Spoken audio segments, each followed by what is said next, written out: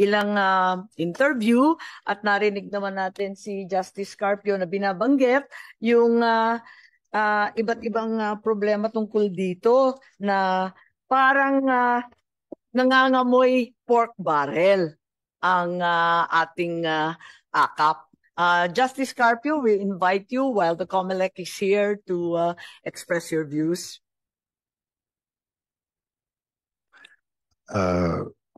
Good afternoon, everyone. We are proposing, my group, Isang Bayan, that the SWD should upload in its website the list of beneficiaries under AKAP, and opposite the name will be the amount actually received. And a third column, the person who recommended the beneficiary. The reason for this is, according to Professor Cielo Magno, in India, where there is a similar program, when they publish the name and the amount, those whose names appeared complained that they did not receive the actual amount. They received less. So to avoid that from happening, let us publish the names of those beneficiaries with the corresponding amount that they received, and also the name of the official or a person who recommended. Because if it turns out that the only members of Congress recommended, then that will violate the prohibition that the congressman can only appropriate but cannot implement, because the implementation belongs to the executive branch. That's the PDAF case. Now, if maybe 25-30% of those who recommended are members of Congress, the rest are local officials and civil society people, that will be okay. But if the overwhelming people who made the recommendations are from Congress, I think we have something there's something wrong there. So at least so everybody will be assured that this is above board. Let's just publish anyway. Publishing the name, the amount of the tax money that was given, and the name of the person who recommended. There's nothing confidential about that. I mean, public funds.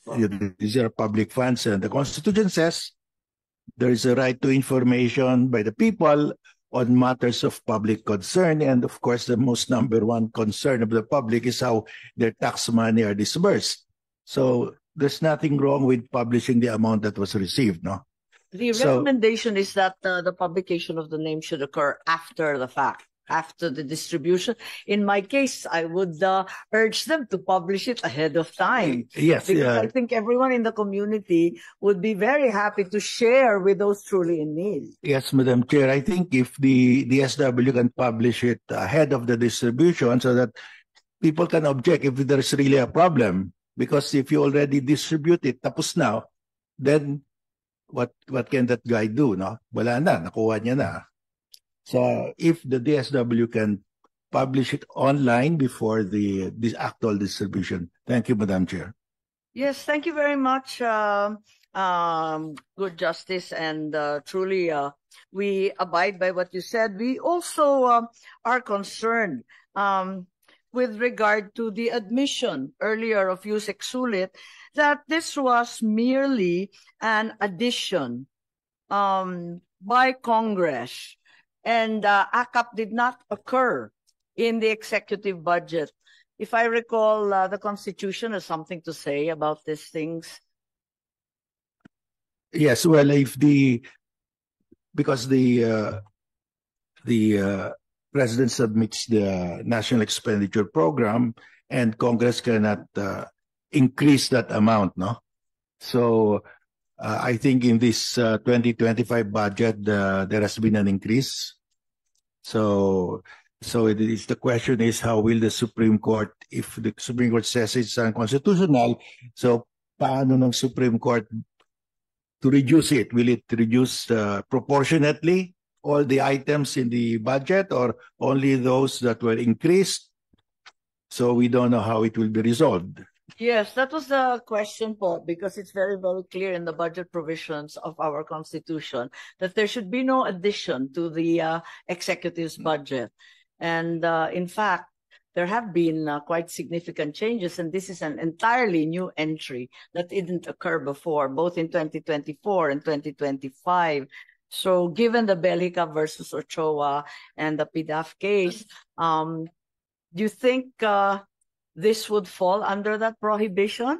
Well, we are filing a petition, Madam Chair, questioning the constitutionality of certain provisions of the 2025 budget, and we will include that will be part of the issues raised. How will the Supreme Court, if the Supreme Court says, for example, that the budget of DPWH exceeded that of education, how will the Supreme Court resolve that? Will it reduce the budget of DPWH up to the amount just 1 peso below that of education?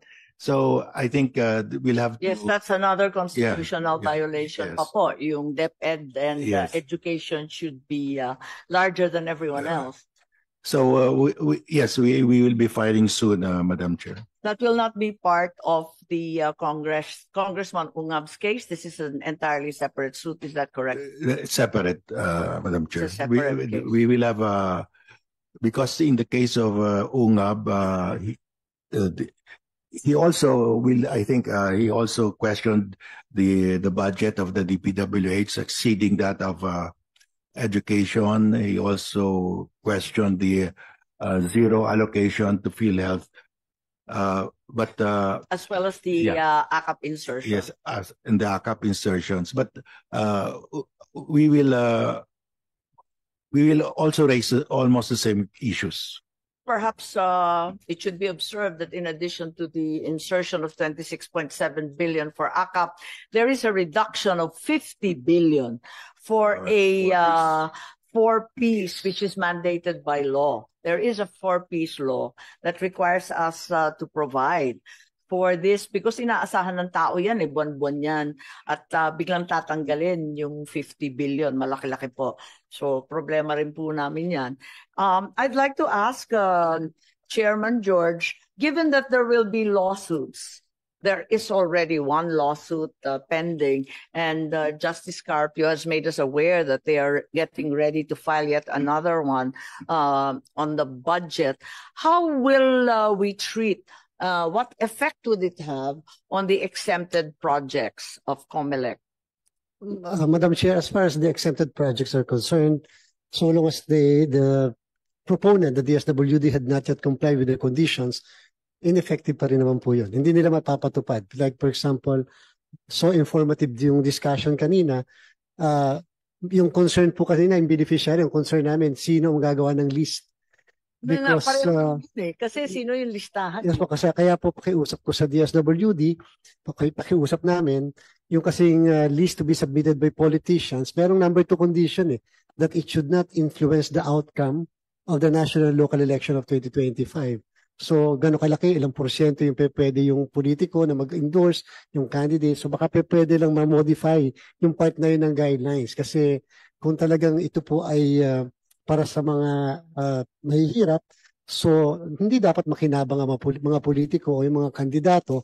Kasi otherwise, madidefeat po yung very condition that we included in the supposed grant of the exemption. So, until today, it still is a conditional exemption, and therefore, until we are satisfied with the guidelines, then it will not take effect.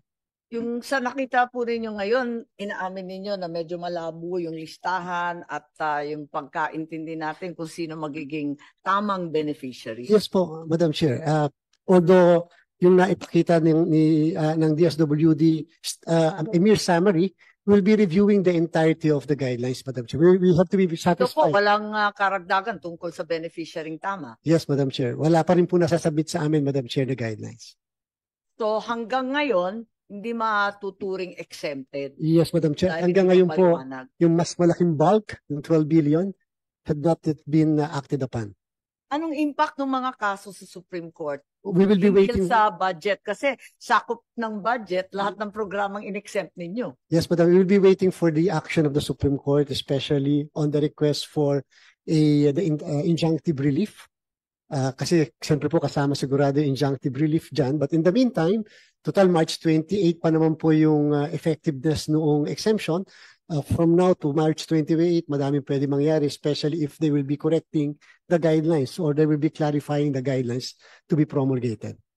Yes, so we're aware that the guidelines in fact need clarification and more delineation. What are the chances po, Justice Carpio, of the injunctive relief that the chairman was referring to? I cannot really It's say. not a fair question. Yeah, but, Madam Chair. since you're one of the petitioners po, but we were able to get an injunction on the PhilHealth, the last tranche, and we're asking, tomorrow there'll be a hearing, we're asking that the first two tranches be covered also by the TRO, status quo or anti-order. Madam Chair, I would like to be clarified because the benchmark is those entitled to ACAP will be those receiving below the minimum wage. I think we should be clear now if a person is unemployed because he cannot find employment, kasama ba siya? Because there will be more. Maubos yung pera sa those unemployed lang. I mean, we will not be, let's not talk about minimum wage anymore because if you include those unemployed because they cannot find work, they should be given priority because they're the most hard up. So I would like to know from the DSWD if those who are not employed because they could not find work will be entitled to priority. So madali na lang. Because if all you have to do is check whether they're employed or not. Thank you, Madam Chair. yes, Yusek Sulit, Yusek Di Mapuro, either of you would like to respond to the query of Justice Carpio, please. Chair, in the original guidelines, it was specifically mentioned that those receiving no regular income is part of the beneficiary. But after exchange of draft, it's no longer there, meaning those receiving yung mga walang tinatanggap na regular income, they are not, as a rule, covered unless they're part of the other pro. Remember, So, Justice... pa natin, yung may trabaho, may kita, may sahod, sa mga tunay na naghihirap. Tama ba yun? Madam Chair, Justice, sorry, I was not very clear. The ACAP is not the only program of the DSWD. The ACAP is only for these categories of beneficiaries. The other beneficiaries are in the other programs. Repeatedly told by our Poverty Commission that there are so many sectors still awaiting government assistance, and they are genuinely and truly poor, vulnerable, and disadvantaged. So why do we go ahead and benefit those who are better able to fend for themselves? Medyo mahirap lang sagutin, except that it's in the conditional implementation. We as much as possible, we try very hard to come up with guidelines to implement it. So yun po yung aming humble attempt to implement the guidelines or the ACAP as a program. But sabi ko nga po, may iba pong mga programa ang DSWD. NAPSI is very well aware about the programs of the DSWD. Wala pong exclusion doon sa iba. Sila unang magre-reklamo at napakaliit ng budget ng NAPSI. Alam natin yon. Pero eto, narinig natin si Chairman George at maraming salamat.